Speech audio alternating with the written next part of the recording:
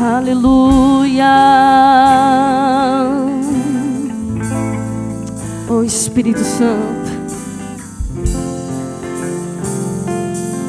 silencio o meu coração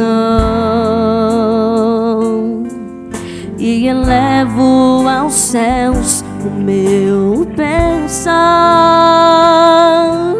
Eu me prostro em adoração a tua presença eu desejo experimentar. Te consagro ouvidos atentos e uma alma sedenta por ti. Sou um filho tão frágil e pequeno, mas tua graça é o que me faz prosseguir. Fala, Senhor, fala comigo. Quero ter comunhão com o meu melhor amigo. Fala, Senhor, com tua voz tranquila, abre o meu coração. É tua minha vida. Estamos aqui, Senhor, sedentos por ti. Silencio o meu coração e elevo aos céus o meu pensar. Eu me prostro em adoração. Tua presença eu desejo experimentar. Te consagro ouvidos atentos e uma alma sedenta por ti. Sou um filho tão frágil e pequeno, mas tua graça é o que me faz prosseguir. Fala, Senhor, fala comigo. Quero ter comunhão com o meu melhor amigo. Fala, Senhor, com tua voz tranquila, abre o meu coração. É tua minha vida. Fala, Senhor, fala comigo. Quero ter comunhão com o meu melhor amigo. Fala, Senhor, com tua voz tranquila, abre o meu coração. É tua minha vida. Aleluia, aplauda o Senhor Jesus. Livro de Josué, capítulo 5, nós vamos ler o verso 10 até o verso 15. Eu estou meio rouco, irmão, se falhar um pouquinho a voz, eu repito a frase. E depois vamos ler um pouquinho mais para frente para entender até onde eu quero chegar, tá bom? Mesmo assentados, vamos lá. Livro de Josué 5, verso 10 diz assim: Na tarde do 14º dia do mês, enquanto estavam acampados em Gilgal, na planície de Jericó, os israelitas celebraram a Páscoa. No dia seguinte ao da Páscoa, nesse mesmo dia, eles comeram pães sem fermento e grãos de trigo tostados, produtos daquela terra. Um dia depois de comerem do produto da terra, o maná cessou. Já não havia maná para os israelitas, e naquele mesmo ano eles comeram do fruto da terra de Canaã. Estando Josué já perto de Jericó, olhou para cima e viu um homem em pé, empunhando uma espada. Aproximou-se dele e perguntou-lhe: Você é por nós ou por nossos inimigos? Nenhuma coisa nem outra, respondeu ele. veio na qualidade de comandante do exército do Senhor. Então Josué prostrou-se com o rosto em terra, em sinal de respeito, e lhe perguntou: que mensagem o Senhor tem para o seu servo? O comandante do exército do Senhor respondeu: tire as sandálias dos teus pés, pois o lugar em que você está é santo. E Josué as tirou. No capítulo 6, no verso 1, eu vou dar uma estendida nessa leitura, para que quando eu chegar nessa parte, nós já tenhamos lido. Diz assim: Jericó estava completamente fechada por causa dos israelitas, ninguém entrava e nem saía. Então o Senhor disse a Josué: saiba que entreguei nas suas mãos Jericó, seu rei e os seus homens de guerra. Marche uma vez ao redor da cidade com todos os homens armados. Faça isso durante 6 dias. 7 sacerdotes levarão cada um uma trombeta de chifre de carneiro, chamado de shofar pelos judeus, à frente da arca. No 7º dia, marchem todos 7 vezes ao redor da cidade, e os sacerdotes toquem as trombetas. Quando as trombetas soarem um longo toque, todo o povo dará um forte grito, e o muro da cidade cairá, e o povo atacará, cada um do lugar onde estiver. Josué, filho de Num, chamou os sacerdotes e lhes disse: levem a arca da aliança do Senhor. 7 de vocês levarão trombetas à frente da arca. E ordenou ao povo: avancem, marchem ao redor da cidade. Os soldados armados irão à frente da arca do Senhor. Quando Josué terminou de falar ao povo, os 7 sacerdotes que levavam as suas trombetas perante o Senhor saíram à frente, tocando as trombetas, e a arca da aliança do Senhor ia atrás deles. Os soldados armados marcharam à frente dos sacerdotes que tocaram as trombetas, e o restante dos soldados seguiam a arca. Durante todo esse tempo tocavam-se as trombetas, mas Josué tinha ordenado ao povo: não deem o brado de guerra, não levantem a voz, não digam palavra alguma, até o dia em que eu ordenar. Então vocês gritarão. Assim se fez. A arca do Senhor rodear a cidade, dando uma volta em torno dela. Então o povo voltou para o acampamento, onde passou a noite. Josué levantou-se na manhã seguinte, e os sacerdotes levaram a arca do Senhor. Os 7 sacerdotes que levavam as trombetas iam adiante da arca do Senhor, tocando as trombetas. Os homens armados iam à frente deles, e o restante dos soldados seguiam a arca do Senhor, enquanto as trombetas tocavam continuamente. No 2º dia também rodearam a cidade uma vez e voltaram ao acampamento. E durante 6 dias repetiram aquela ação. No 7º dia, levantaram-se ao romper da manhã e marcharam da mesma maneira 7 vezes ao redor da cidade. Foi apenas nesse dia que rodearam a cidade 7 vezes.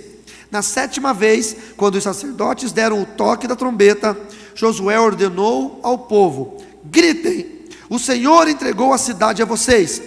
A cidade, com tudo o que nela existe, será consagrada ao Senhor para destruição. Somente a prostituta Raabe e todos os que estão com ela em sua casa serão poupados, pois ela escondeu os espiões que enviamos. Mas fiquem longe das coisas consagradas, não se apossem de nenhuma delas, para que não sejam destruídos. Do contrário, trarão destruição e desgraça ao acampamento de Israel. Toda prata, todo ouro e todos os utensílios de bronze e de ferro são consagrados e pertencem ao Senhor, e deverão ser levados para o seu tesouro. Até aqui, amém? Feche seus olhos, vamos orar um pouquinho. Pai, em nome de Jesus, nessa noite nós queremos falar sobre conquista, sobre vitória e sobre estratégia. E eu te peço, meu Deus, que nós possamos concluir esse 7º dia que estamos juntos com uma grande palavra de libertação, uma grande palavra de vitória. Nós marchamos, Senhor, ao redor dessa cidade, marchamos no ensino, no conhecimento, no aprendizado, durante esses 6 dias, de segunda até ontem, sábado. E hoje é o 7º dia, Senhor. Hoje é o dia em que nós conquistaremos a cidade. Hoje é o dia em que as muralhas cairão. Então eu peço, meu Deus, que a Tua unção possa nos fazer compreender qual é a estratégia, qual é o plano, qual é a tua vontade para avançarmos, para conquistarmos, para crescermos, para irmos até onde o Senhor quer que possamos chegar. Mais uma vez, Senhor, eu te peço que o Senhor possa me usar com toda a humildade, que o Senhor entenda que sem a sua unção eu não tenho capacidade de pregar a sua palavra. Eu declaro publicamente a minha total e completa dependência do Senhor e peço a sua bênção sobre nós, em nome de Jesus. Amém. Amém? Você pode aplaudir a Jesus um pouquinho?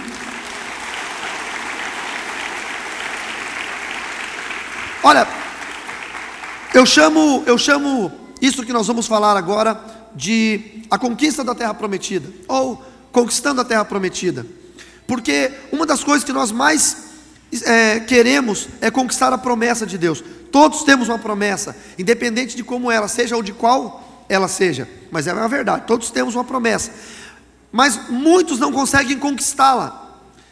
Por eu andar muito no Brasil e fora, em muitas igrejas, eu sempre vejo pessoas que estão ainda esperando a promessa acontecer. Mulheres crentes que esperam seus maridos se converterem, maridos crentes que esperam suas mulheres, pais que esperam seus filhos, promessas que parece que nunca chega o dia delas acontecerem. E quando eu olho para o texto que nós lemos, eu vejo algumas coisas interessantes. A primeira delas é a saída de Israel da terra do Egito e o caminhar deles pelo deserto. Todos sabem que eles foram desonestos com Deus. Deus deu uma estratégia deles andarem apenas 11 dias, eles foram pelo caminho que não era para eles irem, acabaram caindo no meio do deserto e andando 40 anos, e nesses 40 anos eles não tinham comida. A única comida que eles tinham era um farelo parecido com semente de coentro, que caía no final da tarde. Eles tinham que colher e beneficiar, tinham que torrar, fazer uma massa, misturar água, fazer pãezinhos, assar e comer, e isso se chamou maná. Muita gente pensa que o maná era um pãozinho pronto, francês, que caía do céu com geleia, queijo, mas não, era um farelo. Nem isso Deus dava de graça, nem o pão pronto Deus dava de graça. Deus mandava um farelinho e tinha que ser beneficiado. E eles passaram 40 anos comendo pão e bebendo água. Eu não sei você, o quanto você consegue passar comendo pão e bebendo água. Eu conheço uma mulher só na história que eu conheço, a dona Lícia, que é uma búlgara, que ela come pão todos os dias. Ela passaria 40 anos comendo pão, mas ninguém consegue comer só pão. Então o maná, na verdade, não era promessa de Deus. O maná era uma provisão necessária para que eles não morressem. Eu passo às vezes, me perdoe se alguém aqui tem uma padaria maná de Deus, ou o carrinho de cachorro quente maná dos céus, mas eu passo e vejo isso, eu fico pensando, Deus não quer para nós maná. O maná não é a resposta da bênção de Deus. O maná só foi uma ração provisória para que as pessoas pudessem viver até chegar na terra da promessa. Eu tenho um cachorrinho, um poodle desse tamanho aqui, o Burger, e ele come só ração. E ração deve ter um gosto horrível. Um dia nós derrubamos, tinha uns irmãos almoçando lá em casa, derrubamos sem querer, eu derrubei um pedacinho de alface no chão. O meu cachorro veio e devorou aquele alface como se fosse um pedaço de filé. E aí o irmão falou: é o primeiro cachorro vegetariano que eu vejo, é o primeiro cachorro que eu vejo comer alface. Eu falei: não, meu irmão, meu cachorro come até isopor. É porque ele come ração todo dia. Então quem só come ração, quando vê um alface, pensa que é um filé. Tem muito crente que está vivendo de ração, está vivendo do maná, daquela quantia necessária para se manter vivo, mas nada além disso. Eu passo numa igreja e vou lá e conheço muita gente. Aqui eu conheci tanta gente, né? Não só os pastores, os missionários, mas tantos irmãos que filmam, da técnica, os obreiros. Aí passa um ano, eu volto lá naquela igreja e pergunto para os irmãos: e aí, como é que você está? E eles falam: ah, pastor, na mesma. Como é que está a família? Mesma coisa. Como é que está o trabalho? Mesma coisa. Como é que está? Tá tudo na mesma. E quem anda na mesma é porque está andando em círculos o tempo todo andando em círculos. Não tem nada de novo, não aconteceu nada, não foi para um lugar diferente, não comeu uma coisa nova, nada, sempre andando em círculos. A promessa de Deus não é que você fique andando em círculos num deserto 40 anos, é que você avance para a terra de Canaã, a terra prometida, a terra que mana leite e mel, aonde o povo de Israel comia das novidades da terra prometida, e não apenas do maná. Escute, não se contente com o maná, não se contente com farelinho, não se contente com água. Deus tem mais para te dar. E o povo de Israel andou nesse deserto, comendo maná e bebendo água, até que um dia eles chegaram na terra prometida. E quando chegaram na terra prometida, as novidades de Canaã estavam esperando por eles. Olhe para o irmão perto de você e diga: existem novidades para a sua vida ainda. As novidades de Canaã estão nos esperando, diga amém por isso. Agora, quando nós lemos o texto, aconteceu algo interessante. No dia da Páscoa, eles chegaram. E o texto que nós lemos em Josué 5 fala: e quando eles chegaram na cidade de Canaã, o maná cessou, e os israelitas não tiveram mais maná. E naquele mesmo ano, comeram das novidades da terra de Canaã. Das novidades. Irmãos, Deus tem coisas novas para nós. Deus tem coisas novas. Talvez você pense que não. Talvez você pense: eu sou pobre, pastor. Pobre não tem novidade não. Pobre vende o almoço para comprar janta. Talvez você não seja pobre, você esteja pobre. Talvez você não seja um depressivo, talvez você esteja depressivo. Talvez você não seja um solitário, talvez você esteja solitário. Há uma novidade de Deus para você. Há algo preparado pelo Senhor, algo novo, que os seus olhos ainda não viram, que os seus ouvidos ainda não ouviram, que ainda não entrou no seu coração, mas Deus já tem preparado para aqueles que o amam. Aleluia! E é tão tremendo, porque o povo nunca viu aquilo. Imagine comigo, o povo só comia farelo e bebia água. De repente eles chegaram numa terra, e diz o texto que naquele mesmo dia eles comeram grãos tostados, espigas de milho tostadas, frutas, a novidade daquela terra. E eles começaram a festejar. Vou fazer uma comparação, uma analogia. Imagine uma criança muito pobre, que comeu comida do lixo a vida toda. E um dia o pai dela falava para ela: olha filho, um dia você vai comer a melhor carne. Você vai estar numa churrascaria mais cara, vai comer a melhor carne, e você não vai ver o preço, você vai pedir do melhor. E aquele menino, enquanto é criança, ele vai acreditar. Ele vai dizer: um dia eu vou, pai. Ele vai chegar na escola e os professores vão perguntar: o que vocês vão fazer quando vocês crescerem? Aí esse menininho muito pobre, que talvez seja com a roupa rasgada, suja, vai levantar a mão e vai dizer: eu vou chegar um dia e vou sentar numa churrascaria mais cara, e vou pedir a carne mais cara, e não vou nem ver o preço. Aí os outros coleguinhas vão falar: deixa de ser bobo, rapaz, você é pobre. Quem te disse isso? E ele vai falar: o meu pai disse isso. Porque crianças acreditam no que os pais dizem. Por isso que Jesus disse que nós temos que ser como crianças.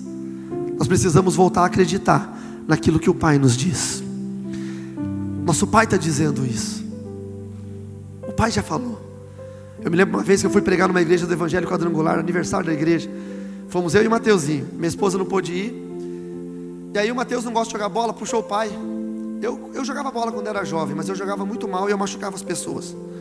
Eu decidi, ou eu aprendia a jogar bola ou eu parava. Aí eu resolvi parar. E o Mateus me puxou.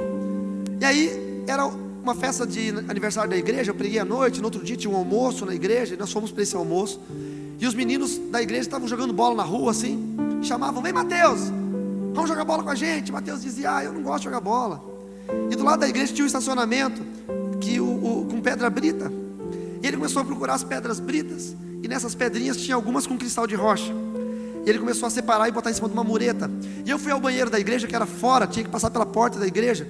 E bem na hora que eu passei, eu ouvi os meninos dizendo: quem está pegando essas pedras aí, Mateus? Está juntando pedra? Ele disse: não, já faz alguns anos isso. Não são pedras, são diamantes. E os meninos falaram: deixa de bobeira, isso não é diamante nada, isso é pedra, isso é pedregulho. E eu saí do banheiro, fui para uma outra porta para ele não me ver. Hoje ele sabe que eu fiz isso, né, Mateus?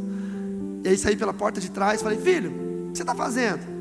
E ele falou: ô pai, eu estou procurando diamantes. Diamantes? E quantos você encontrou? Esses aqui, pai. E me mostrou todos eles. Falei: nossa, eu estava querendo comprar diamantes, você não me vende?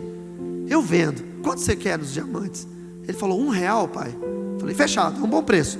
Então tome aqui, quantos tem? Tem 20, tome R$20. Não, pai, eu queria R$1 por todos. Falei: não, filho, são diamantes, eles são caros, é R$1 por cada um.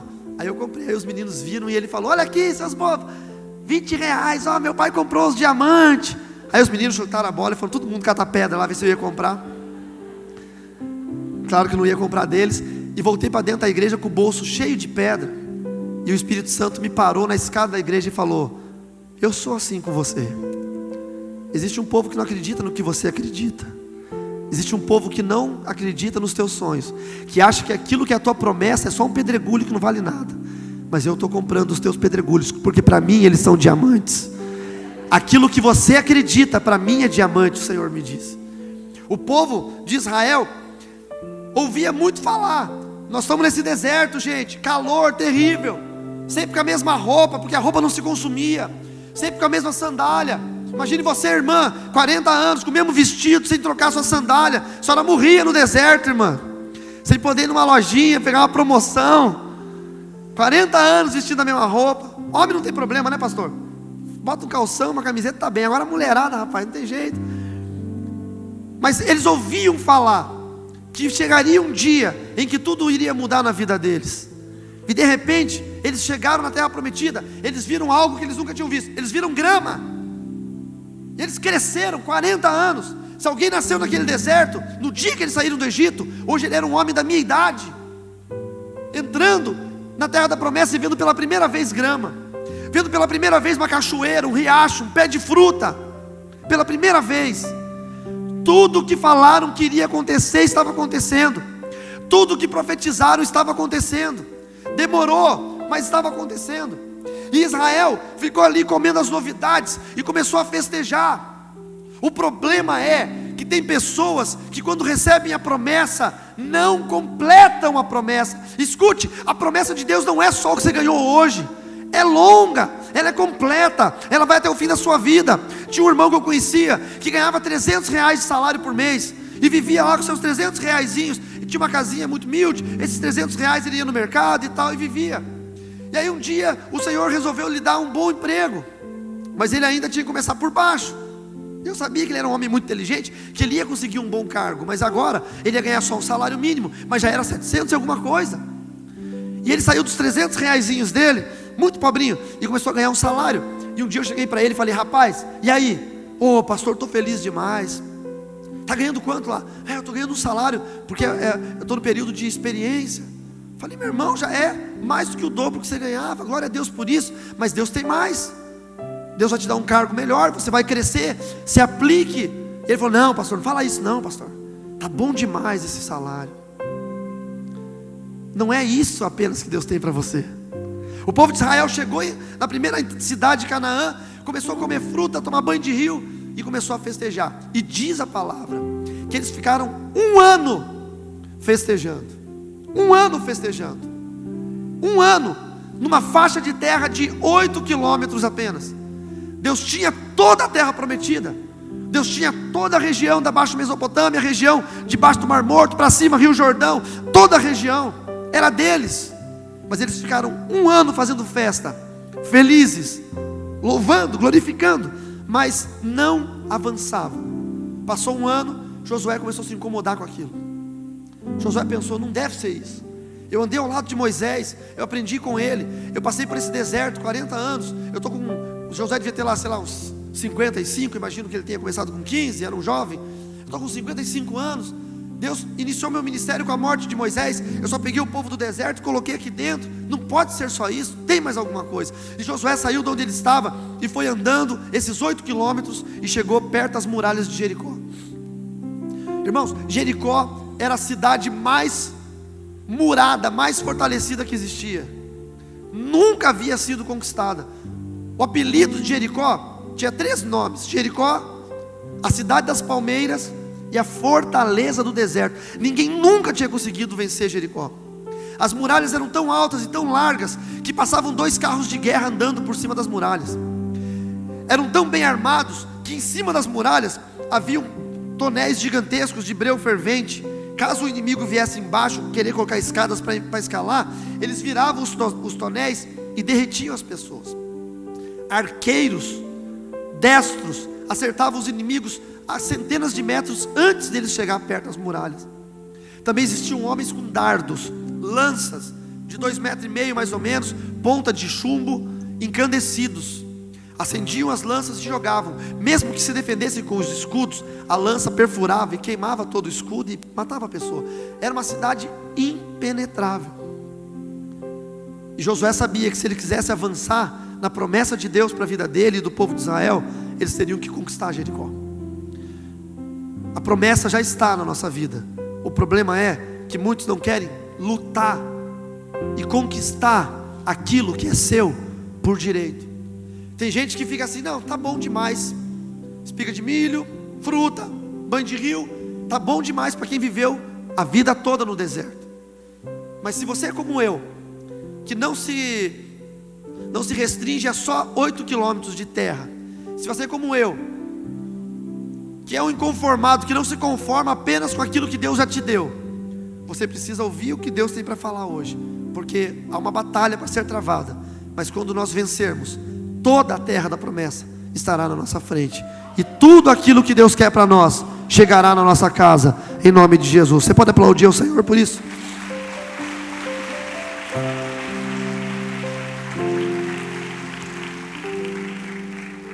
Volte para o texto comigo. Josué chega e fica perto das muralhas de Jericó. Ele fica analisando, escondido atrás do mato, para que os guardas não o vissem. E ele começa a ouvir os guardas falarem. O texto que nós lemos no verso 1 do capítulo 6 diz: Jericó estava fechada, ninguém entrava e ninguém saía, por causa dos israelitas. Como eles estavam a 8 quilômetros apenas, de noite, os guardas das muralhas conseguiam ouvir o ruído, o barulho da festa dos israelitas, por um ano. E Josué começa a ouvir o diálogo. Imagine você, os guardas falando: rapaz, sabe quem é esse barulho de festa, esse povo? É o povo de Israel, é o povo que acabou com os egípcios, é o povo, o Deus deles é tão grande, mas tão grande, que abriu o mar vermelho, eles passaram em seco. E aí a hora que Faraó veio com os soldados, o mar fechou e matou todo aquele povo. O povo de Israel é um povo que andou 40 anos, e o Deus deles não deixou que a roupa estragasse, mandou comida do céu. O Deus deles mandou uma nuvem durante o dia para aplacar o calor do deserto, e durante a noite uma coluna de fogo para aquecê-los. Quando não tinha água, o Deus desse povo permitiu que águas amargas ficassem potáveis. E quando não tinha nem água amarga, o Deus desse povo permitiu que alguém tocasse numa rocha na terra de Meribá, e a água saiu. Sabe por que eles estão festejando um ano? Porque eles sabem que vão nos conquistar. Eles estão cantando vitória. E um falava para o outro: nós vamos morrer. Ninguém mais saía de Jericó com medo de morrer, ninguém mais entrava. Fazer festa é muito bom, louvar é muito bom, mas não conquista. Assusta o diabo, é verdade, fecha o inferno não te ataca mais, mas você não conquista. E ali era a hora de conquistar. Há uma promessa, uma terra prometida para você, e é hora de você conquistar. Enquanto Josué estava olhando as muralhas, aparece um homem armado com espada, com roupa de guerreiro, soldado. Ele se assusta, provavelmente ele também estava armado, e disse: alto lá, quem és tu? Você é dos nossos ou é dos deles? E aí ele fala: não, sou nem de vocês nem deles, mas eu estou agora na condição, na categoria de Sar, Sabat e Jeová, príncipe dos exércitos do Senhor. Escute uma coisa, a multiforme graça de Deus é assim. Quando João foi arrebatado e recebeu a promessa ou a palavra do Apocalipse para os últimos dias da igreja, ele viu Deus na figura de Jesus como um varão vestido de linho branco, tinto de sangue. Daniel viu Deus como o ancião de dias. Maria Madalena viu Jesus ressuscitado como o jardineiro daquele jardim. Deus aparece para cada pessoa de acordo com a situação, com o momento, com a forma que ele precisa operar. Ele não apareceu para Josué vestido de levita, com adufes e danças, porque o povo de Israel já estava um ano adorando e não avançava. Então Deus apareceu como guerreiro, como soldado. Era o tempo de Israel parar de fazer festa e começar a avançar. Era tempo deles atacarem conquistarem, era tempo deles avançarem. Não é tempo da igreja ficar parada, é o nosso tempo de avançar, de atacar o inferno, de conquistar, de derrubar as muralhas que te impedem de ser feliz, de conquistar aquilo que Deus já te prometeu, palavras que Deus liberou, que ainda não aconteceram. Conquiste, porque é tua, em nome de Jesus. É tempo de conquistar. Conquistar Jericó não significava apenas conquistar uma cidade. Conquistar Jericó significava conquistar a promessa de Deus. Talvez você esteja passando por uma situação em casa e você pensa: não, eu vou resolver essa situação, mas e depois? Essa situação é a tua Jericó. Quando você conquistá-la, todo o resto já é teu. Você precisa primeiro conquistar a primeira cidade da terra prometida. E é tão tremendo que Deus deu uma ordem, falou: olha, não toquem em nada. Todo o ouro, toda a prata de Jericó é consagrado ao Senhor e vai ser guardado nos cofres do Senhor. Por quê? Porque Jericó era a primeira de todas as cidades da promessa, e tudo que é o primeiro é consagrado ao Senhor. Tudo que é primeiro na sua vida, tudo que é primeiro. Ezequiel 44, 28: o primeiro dos vossos frutos, a primeira das vossas massas, dareis ao sacerdote, para que faça repousar a bênção do Senhor na tua casa. Tudo que é primeiro, você separa para Deus, para que isso que foi consagrado, permita que todo o resto seja abençoado. Comece a conquistar nessa área, em nome do Senhor Jesus. E aí então, ele começa a olhar, e o Senhor começa a instruí-lo. O texto diz, e eu acho demais isso, gostaria até que vocês pudessem abrir as suas Bíblias novamente, Josué 5, lá no verso 14, ele fala bem assim: então Josué prostrou-se com o rosto em terra, em sinal de respeito, e lhe perguntou: que mensagem o Senhor tem para o seu servo? Deixa eu tirar meu casaco aqui. Que mensagem o Senhor tem para o seu servo? Antes do Senhor trazer a mensagem, ele fala uma coisa tremenda: o comandante do exército do Senhor, Sar-Sabat Jeová, respondeu: tire as sandálias dos teus pés, pois o lugar em que você está é santo. Irmãos, o que é tirar a sandália dos pés? Sinal de educação? Não era. Sinal de reverência? Não era. Ele adorou, se ajoelhou em sinal de reverência, de educação, de respeito. O que significava tirar as sandálias dos pés? Significava sinal de compromisso e santidade. Porque o homem veio do pó, e quando o homem veio do pó, Deus deu uma ordem para Adão no jardim: domine sobre tudo que foi criado, é teu domínio. Mas nós, com a entrada do pecado, começamos a afastar o poder do nosso domínio, e a sandália simboliza o isolamento entre nós e a terra. Você nunca vai conquistar alguma coisa que sem primeiro você se apaixonar por ela. Eu me apaixonei pela minha esposa quando eu a vi pela primeira vez.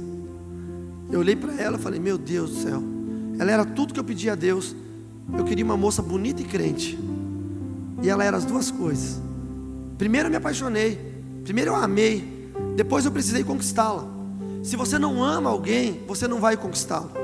Se você não ama essa cidade de Foz do Iguaçu, ou as cidades aqui circunvizinhas, você não vai conquistá-la. Se você não ama essa igreja, esse ministério, você não vai conquistar nada no reino de Deus. Primeiro, há a necessidade de tirar as sandálias dos pés, de voltar a ter o contato com o chão, de sentir o calor daquela terra, sentir a pulsação daquele solo, e o Senhor dizer: você faz parte disso, eu te dei poder, eu te dei domínio para conquistar. Você tem poder, você tem domínio. Eu falei nos dias do seminário que muitos de nós oramos muito, muito, muito, mas poucos de nós ficamos parados em silêncio em casa, esperando Deus falar com a gente. A gente fala o tempo todo, sempre é um monólogo, mas nós não paramos para ouvir a voz de Deus. Faça isso de vez em quando. Dobre o seu joelho, ore alguns minutos e fique em silêncio. Domine o seu cérebro, a sua mente, para não pensar em nada. É difícil, mas tente. Faça isso 1, 2, 3, 1000 vezes, até você conseguir dominar. E aí o Espírito Santo de Deus vai começar a falar contigo. Josué fez isso. Josué estava 1 ano de festa. O que ele fez? Não quero mais festa, eu vou ver o que eu posso fazer para conquistar essa cidade. E aí então o Senhor diz: veja, eu entreguei Jericó nas suas mãos. Essa cidade já está consagrada, eu já entreguei. Irmãos, Foz do Iguaçu tem muitas seitas, tem muitos grupos religiosos, filosóficos. É uma miscelânea, não só cultural. Pessoas do mundo todo moram aqui nessa região. É um dos pontos turísticos mais visitados no mundo. Vocês têm que lutar por isso aqui, irmãos. Eu não sei se vocês sabem, quando uma pessoa de outro país entra no nosso país, ela traz junto com ela os demônios dela, a influência maligna. Quando o presidente Obama veio dos Estados Unidos para o Brasil, aquela vez que o Lula era presidente, depois que ele foi embora, um rapaz entrou num colégio no Rio de Janeiro e matou as crianças a tiro, dizendo que era um radical islâmico, depois se matou. Isso nunca aconteceu no Brasil, mas olha os jornais internacionais, acontece todo mês nos Estados Unidos. Então é prova que os demônios lá dos Estados Unidos vieram junto com o presidente. Aqui em Foz do Iguaçu, eu pego muito avião aqui no aeroporto de Foz, eu até brinco, parece que eu estou em outro país, porque eu vejo pouca gente falando em português, todo mundo falando um outro idioma, de tanto turista que tem aqui. É tempo da igreja se levantar e lutar por esse lugar. Mas esse lugar já é consagrado ao Senhor. Deus já liberou a consagração. Jericó pertencia ao inimigo ainda. Jericó estava fechada, mas o próprio Deus disse: eu consagrei essa cidade.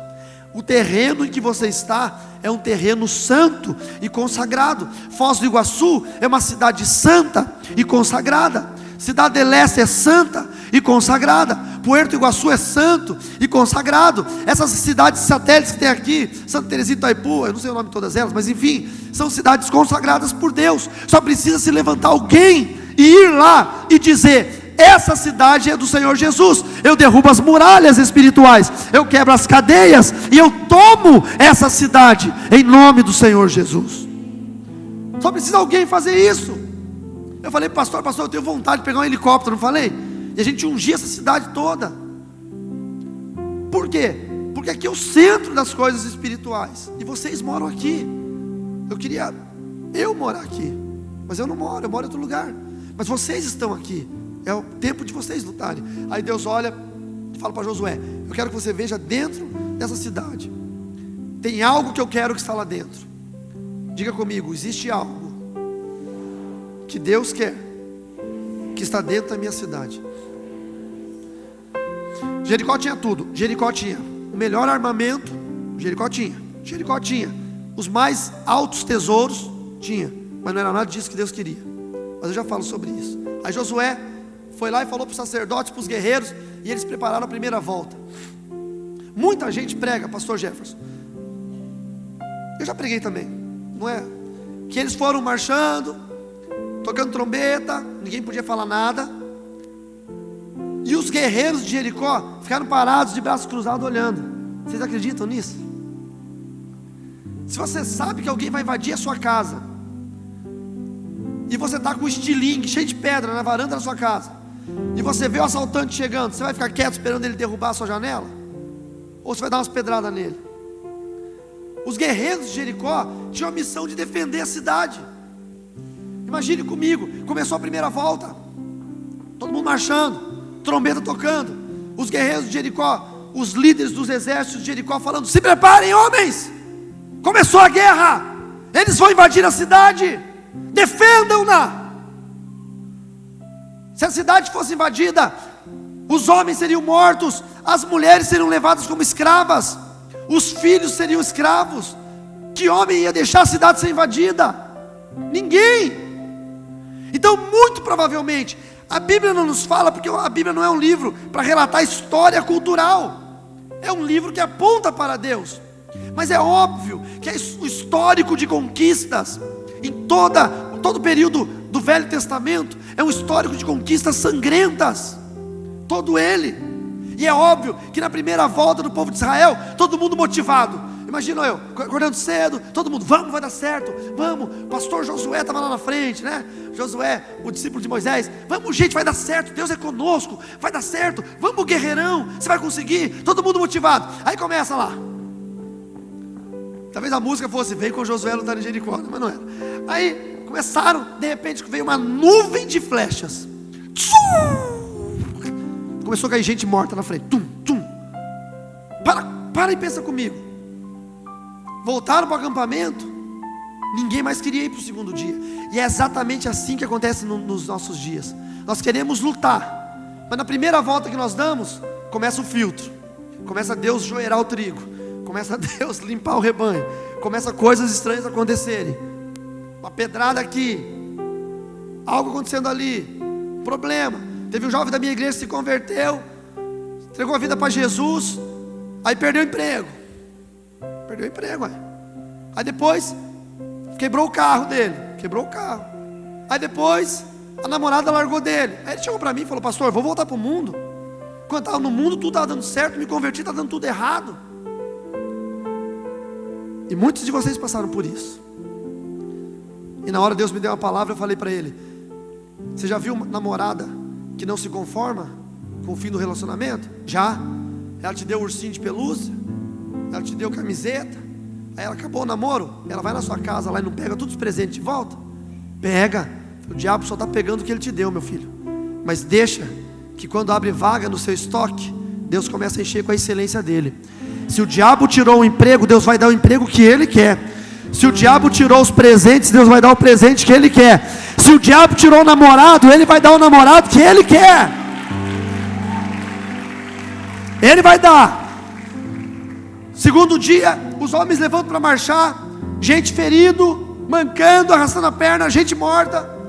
E muitos guerreiros falaram: Josué, você tem certeza que Deus falou que nós temos que dar 7 voltas? Porque gente morreu, rapaz. Não, eu tenho certeza, o próprio Deus falou comigo. Mas Deus não falou que a gente tinha que ir de repente com escudo? Deus não deu outra dica? Você não perdeu alguma parte do que Deus falou? Não, Deus só disse para não abrir a boca, não falar nada e marchar. Fecha sua boca e marcha. E lá foram eles de novo. Já foram com menos fé, irmãos. Menos fé. Eu contei aqui a minha história de orar por 4 cadeirantes, né? No primeiro cadeirante eu tinha a maior fé do mundo. Quando ele não levantou, no segundo já... Quando o segundo não levantou, no terceiro. Quando o terceiro cadeirante não levantou, no quarto cadeirante eu falei: rapaz, se você não levantar, eu acho que vou fim do meu ministério. E o quarto também não levantou. Deus não queria, não sei o que aconteceu naquele dia. Mas quando as coisas fogem do nosso controle, a gente perde a fé. E lá foram eles. Segundo dia, as flechas já tinham acabado, começaram as lanças, os dardos. Ficava 1, 2, 3. Foi terrível. Mais matança, mais dor, mais luta. Mas eles voltaram para o acampamento. No terceiro dia, pedras eram despencadas em cima das muralhas. No quarto dia, breu fervente era despegado. No quinto dia, cada dia tinha um ataque do inferno para impedir que eles conquistassem a promessa de Deus. Cada dia o diabo arranja uma coisa diferente para nos atacar, para tirar o nosso brio, tirar a nossa coragem, para nos fazer recuar, para impedir que nós conquistemos aquilo que Deus nos prometeu. Cada dia uma coisa pior acontece. Mas a palavra de Deus diz: aquele que perseverar até o fim, esse sentará comigo no meu trono. Eu o chamarei de filho, ele me chamará de pai. A cada dia uma coisa pior estava acontecendo. No último dia, era o 7º dia, tinha sobrado só os guerreiros. Deus tinha feito uma limpeza, porque aquela terra era abençoada, consagrada, santificada, separada, e Deus não ia deixar impuro entrar naquele lugar. Se Deus está tirando coisas da sua vida, entenda, Deus está te limpando, está tirando impurezas. Não interfira no trabalho de purificação que Deus faz. Não interfira. Deus está tirando algo que você tem, deixe tirar, libere isso. Deus está te purificando, meu irmão. Deus está te limpando. Deus está fazendo a sua vida ficar santa. Na hora você não vai aguentar, porque dói, eu sei, sangra, eu sei, mas aguenta firme no Senhor, porque a promessa é muito maior do que a batalha, porque a vitória é muito maior do que a guerra. Muito maior. E chegou o 7º dia, e no 7º dia era o dia deles gritarem. Aí eu pergunto para vocês: se fosse 6 dias tranquilo, pastor, 6 dias, um passeio no parque, andando devagarzinho, todo mundo com medo, ninguém jogou nada neles, 6 dias. No 7º dia, como é que eles iam gritar? Eles iam gritar sem vontade. Agora 6 dias morrendo, 6 dias quebrados, tinha gente ali fraturado, perfurado, sangrando. Chegou no 7º dia, eles estavam com uma ira no coração deles. Pastor, ira vem de Deus? É óbvio que vem de Deus. Tanto que a Bíblia fala, irai-vos, mas não pequeis. Eu me iro muito contra o diabo. E quando eu me iro contra o diabo, eu não peco, porque minha ira é contra ele. Eu não posso me irar contra o meu irmão, mas contra Satanás, não há ninguém no mundo que eu odeie mais do que o diabo. Não há ninguém no mundo, pelo que ele fez na minha vida, pelo que ele fez na minha casa, pelo que ele destruiu na minha história. Não há ninguém que eu odeie mais do que o diabo. E o povo estava sentindo esse mesmo ódio. Eles estavam odiando, porque eles estavam quase todos mortos, quebrados. E aí eles foram para 7 voltas, 6 voltas em silêncio. Aquele negócio aqui no peito queimando, aquele nó na garganta, aquela vontade que aquelas muralhas caíssem. A fé deles agora estava lá, no pico, no topo. Eles estavam indo, e os sacerdotes tocando aquelas trombetas, e a arca ali na frente, e Jericó não tinha mais nenhum pedregulho para jogar. Eles já tinham jogado tudo, as flechas, tinham jogado as lanças, as pedras, o breu fervente, já tinham jogado os carros de guerra lá para baixo, cadeira, não tinham jogado tudo, não tinha mais nada para jogar em Israel. Agora eles só podiam fazer e lá em cima observando o Deus dos israelitas.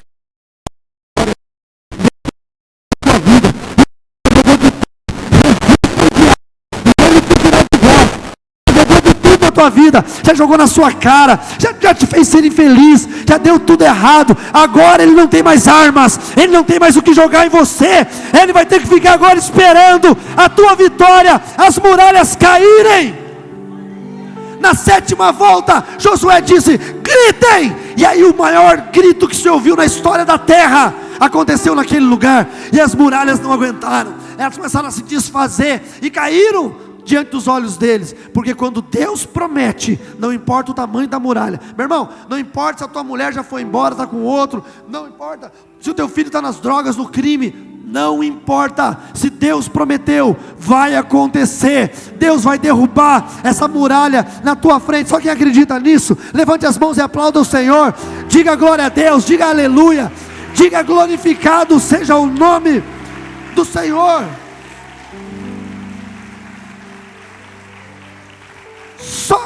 Só para que a gente possa entender, só para que a gente possa orar. Pastor, mas eles venceram tudo aquilo lá, mas nunca pegaram nada. Não pegaram ouro, não pegaram prata, não pegaram nada, irmão. Pastor, mas a minha vitória é financeira e não vou ganhar nenhum ouro, nem uma prata. Não vai, porque tudo que é o primeiro na sua vida tem que ser consagrado a Deus. Entenderam isso? Mas Deus disse, tem algo lá dentro que eu quero. Olha o que Deus falou, tremendo isso, meu Deus. Josué 6,17: a cidade com tudo que nela existe será consagrada ao Senhor para destruição. Somente a prostituta vai ser poupada. Raabe. Deus podia poupar o sacerdote, Deus podia poupar o rei, não podia. Deus podia poupar o mais alto empresário de Jericó, os músicos. A gente que é pastor, missionário, presbítero, evangelista, a gente sente o máximo, né? A gente acha que quando vem a praga vai pegar todos os crentes, mas nós não vai pegar. Aí ele fala assim: Deus, poupa a minha vida, eu sou pastor, meu filho, os pastores são os que morrem primeiro. Ou raça para morrer rápido. Tem crente, eu já fui em igreja que tem irmãzinha de 80 anos, que é da fundação da igreja, já passou 15 pastores naquela igreja, morreu tudo já. Aquela velhinha está lá ainda, não morre nunca. Crente não morre nunca, irmãos. Aí quando Deus falou para Josué: a prostituta você não vai matar, ela eu quero viva. Aí eu te pergunto: o que é que uma prostituta tem de especial? Você não sabe, nem eu. Você não sabe, nem eu. Alguém já olhou para você e disse: você não vai dar em nada na vida. Muita gente já olhou para você e já disse: você não vai ser nada. Muita gente já falou isso para mim. Falaram para minha esposa, quando ela começou a namorar comigo, disseram para ela: você entrou num barco furado, vai dar tudo errado, esse rapaz aí não vai para frente, vai dar tudo errado.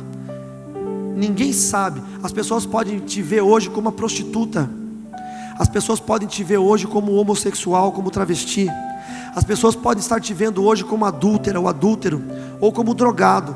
As pessoas podem hoje estar te julgando como o doente, como o falido, como o caloteiro, como problemático. As pessoas podem estar vendo isso hoje em você, só que eles só estão vendo a muralha que cerca o que há de mais precioso dentro de você, que é um espírito manso que Deus procura nessa terra.